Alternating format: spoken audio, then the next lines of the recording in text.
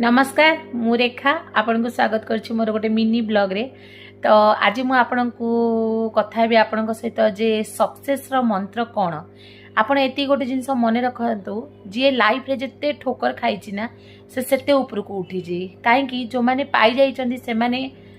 महत्व जानवे जो मान पाखे नाई ना ना से माने से जिनस को पाइबा पई ना जी जोड़ मेहनत करती आउ सक्सेस ना से माने निश्चय दिन दिन पाती से आपड़ जिते जेते थर भांगुवे जेते थर भगवान आपणकर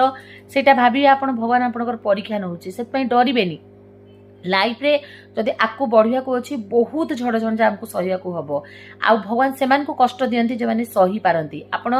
जदि बहुत कष्ट सहउचंदी जानबे जे आपण आज न तो काली आपण को सक्सेस निश्चय आपण पाखु आसीबे सेति घबरीबेनी सक्सेस पाइबा पई हेले कष्ट करिया पई पड़िबो कष्ट जदि आमे पार कर देलु आमे लाइफ रे निश्चय सक्सेस हेबा रहउची। जय जगन्नाथ।